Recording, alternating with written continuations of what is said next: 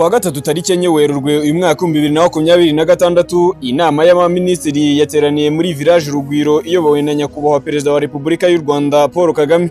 Iyo nama yafatiwemo imyanzuro itandukanye igamije guteza imbere imiyoborere, imibereho myiza y'abaturage, ubukungu ndetse no kunoza imitangire ya serivisi za leta.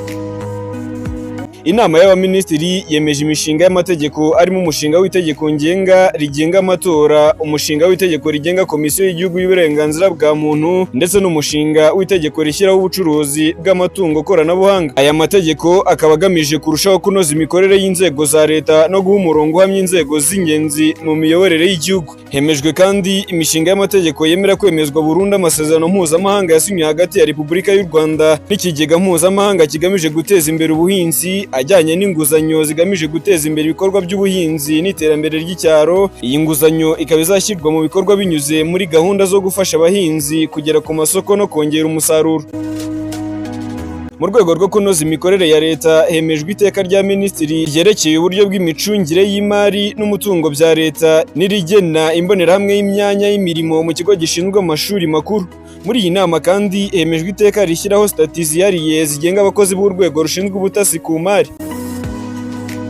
Inama y'abaminisitiri yemeje politike yo gukumira no guhana iyezandonke igamije gukomeza kurwanya ruswa no guteza imbere imiyoborere ishingiye ku mucyo n'ubunyangamugayo. Ku bijyanye n'amabuye y'agaciro, hemejwe kandi itangwa ry'impushya zo kuyacukura mu rwego rwo guteza imbere urwego rw'ubucukuzi bw'amabuye y'agaciro. Mu rwego rw'ishoramari hasinywe amasezerano hagati ya Guverinoma y'u Rwanda na sosiyete zitandukanye zirimo izubaka ibikorwa by'ubukerarugendo n'ibindi bikorwa remezo by'ubucuruzi hagamijwe guteza imbere ubukungu no kongera amahirwe y'akazi. Byongeye kandi muri iyi nama hashyizweho abahagarariye ibihugu n'abayobozi, ikaba yemeje abahagarariye ibihugu byabo mu Rwanda harimo ambasaderi wa Suwede, wa Repubulika ya Afurika y'Epfo n'uwa Repubulika ya Cuba, bose bafite icyicaro i Kigali. Mu myanya y'ubuyobozi hemejwe abagize inama y'ubuyobozi ya Banki Nkuru y'u Rwanda BNR, abagize inama y'ubujurire ku mpunzi n'abasaba stati y'ubuhunzi ndetse n'abayobozi bashya muri Minisiteri y'Ubutegetsi bw'Igihugu MINALOC no muri Minisiteri y'Uburezi MINEDIC.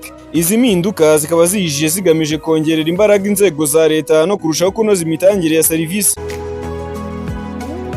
Muri iyi nama kandi Minisitiri w'Uburinganire n'Iterambere ry'Umuryango yamenyesheje inama y'abaminisitiri ko u Rwanda rwateguye kwizihiza umunsi mpuzamahanga w'umugore uteganyijwe ku itariki ya 8 Werurwe uyu mwaka. Yanagaragaje ko u Rwanda ruzitabira inama ya 70 y'akanama k'umuryango w'abibumbye gashinzwe imibereho y'abagore CSW 70 izaba kuva ku itariki 9 kugeza ku ya 19 Werurwe uyu mwaka. Ku ruhande rw'umutekano, Minisitiri w'Ingabo yatangaje ko hateganyijwe gutangiza gahunda y'amezi 3 yo kwegera abaturage azatangira ku itariki 9 Werurwe uyu mwaka. Iyi gahunda ngarukamwaka ikaba ihuza inzego z'umutekano, ubuyobozi bw'inzego z'ibanze n'abaturage hagamijwe kurushaho gukomeza imikoranire no gukemura ibibazo by'abaturage ku bufatanye. Nanone kandi Minisitiri w'Ikoranabuhanga na Innovation Ingabire Paula yatangaje ko u Rwanda ruzakira inama mpuzamahanga ku ikoranabuhanga ryo mu kirere n'imihindagurikire y'ibihe. Izaba ku itariki ya 2 kugeza ku itariki 6 Kamena uyu mwaka. Biteganyijwe ko izahuza impuguke zo hirya no hino ku isi mu gushaka ibisubizo by'imihindagurikire y'ibihe hifashishijwe ikoranabuhanga ryo mu kirere. Inama y'abaminisitiri yemeje politike y'igihugu yo kurwanya iyezandonke, gutera inkunga iterabwoba no gukwirakwiza intwaro za kirimbuzi hagamijwe kurushaho gukaza ingamba zo kurinda urwego rw'imari.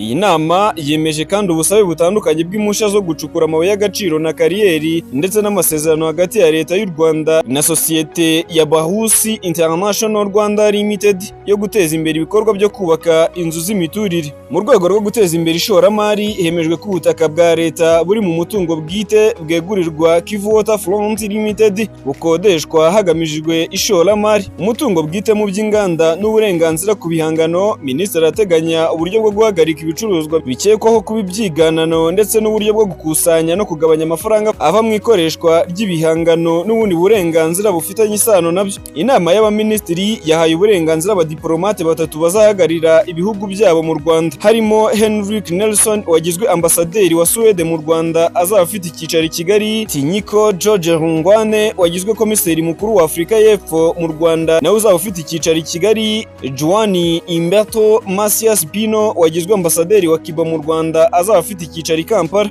Inama y'abaminisitiri yanemeje ishyirwaho ry'abagize inama y'ubuyobozi ya Banki Nkuru y'u Rwanda BNR barimo Mukete Diko Jacob, Dushime Alice, Nsengiyumva Studio na Basa Judith, Mwizerwa Jean Claude, Dr Batamuriza Jennifer ndetse na Muhongerwa Judith.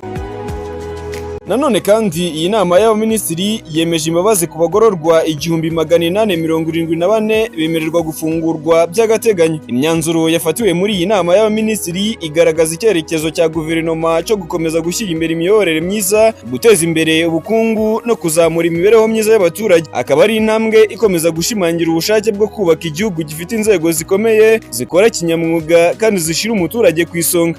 Njye ndi Daniel Niyonkuru.